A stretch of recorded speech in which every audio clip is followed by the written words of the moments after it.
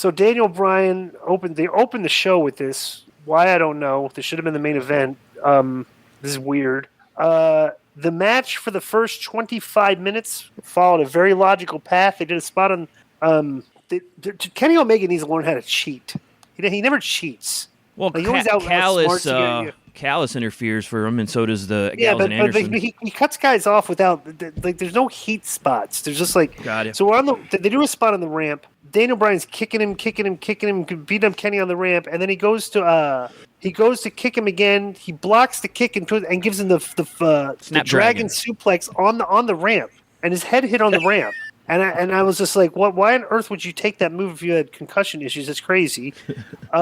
So then he gives a running V-trigger running down the ramp, and knee triggers right in the head. And they got a lot of mileage out of this because Daniel Bryan sold this for a while. Like, he was slumped outside the ring. They may have gone to commercial or something. He comes back in, right? Yeah, but see, my problem with that is he V-triggered him there, and he didn't fall to the outside of the ring, so he easily could have rolled him into the ring and pinned him. Well, but that was still too much. Here's my point.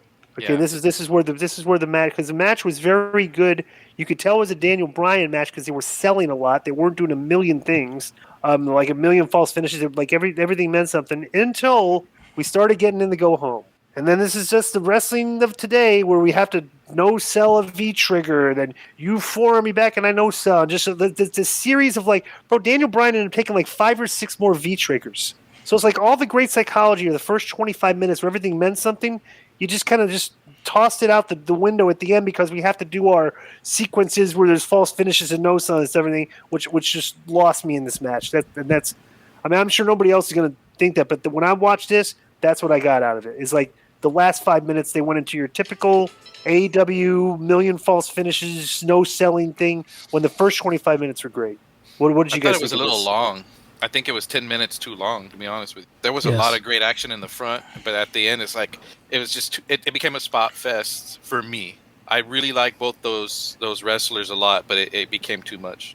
I liked it a lot, and I was with a couple of friends who, we all watched it. I kind of talked them into it. We hadn't hung out for a pay-per-view for a minute, so but they were reacting big during the whole match. They really liked it. I mean, it's different, right? It's different than what you're going to get on a WWE show. It's there's crazier spots. There's a little bit more action. So they were way into it. I thought it was good. I just liked it for the most part. Like how you said at the end, it's like where you lose a non-casual, like a casual fan, because when they're doing moves back and forth, you'll be like, all right, this is obviously like scripted, so you kind of get lost there. But in general, I like the whole thing. I thought it was cool. Conan? Bro, I thought it was great. And, physical, logical, effective, great chops, not a lot of wasted motions. And at the end, they went New Japan style because that's what their fans like. We were talking about this with Bill Body. They doubled down on their fans, and their fans like that style. That's why the Suzuki's there, and they all bring all these Japanese people. They like that type of they like that strong style finish. So for that fan base, that was good. But I do want to make a point, and I agree with you. That should have been the main event, and I'm going to tell you why. Because I like the idea of Tony Khan making you turn into the show very early because CM Punk might come out or Omega and Bryan might wrestle, and it makes you watch it from the beginning, go, I might miss something. And a female would probably say, oh, yeah, it would be very male to say the women shouldn't be in the main event. But if your match isn't better than Omega and Bryan, you shouldn't have been in the main event. And their match wasn't better. Their match was good, but it was not better than Omega and Bryan. That's why they should have been the main event.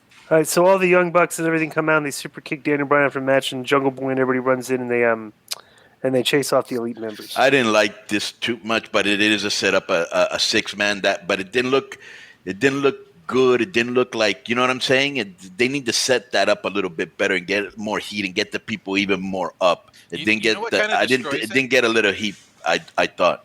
Yeah. I don't know if the one thing that I always notice is their ring is attached high, right? So what it loses for me is that style of the run in where they can run and you slide in, and that's how you get a little momentum. They have to run, stop, go through. Go through the ropes, and then they kind of just you're supposed to powder. Go ahead, powder. Not a good back and forth. Throw the guy over the top, fire up, get that place rocking, bro. You got a match coming up next week. I thought that aftermath did not look good. That ramp is a little weird. one thing I don't like about AEW is just that, like, when something happens, like this was a big match with two guys who are massively over, and just like they do the run in at the end, and then once they move on to the next segment, they don't even go like, "Oh wow, what a fantastic match between these two." What's gonna like? It's just like it never happened. They're just gonna move on to the next thing. Like, so the next thing was mention. Oh, yeah, go ahead. Well, the next thing was CM Punk promo.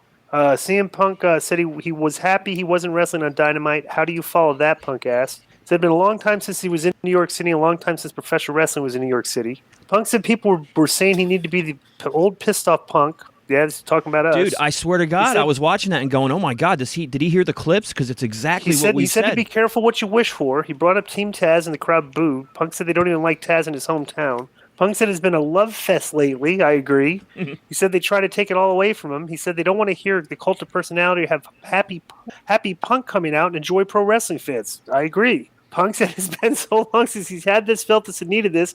I get pissed off because nobody is going to take this away from me, Punk said. This is mine once again. Punk said, Team Taz, you should have finished the job when they tried to put him through a table. You made a mistake and you let me live. And he had the powerhouse Hobbs would go to sleep on AEW Rampage. And he went to ringside and hugged actor Stephen Amell, who was in the front row. I mean... Well, this is the best promo he's done since he's been back. You know, all the other ones I thought were, like he said, the love fest, kind of lame. Yeah, it isn't where we want him yet. Yeah, right, but at least he's making it. He's saying, okay, I hear you. You want me to be pissed off? Watch it. He even said, watch out. He said, watch out what you asked for. And I then said, good, bring that Punk back. It's a cheap line, the professional wrestling to New York in the last whatever. That's cheap. That's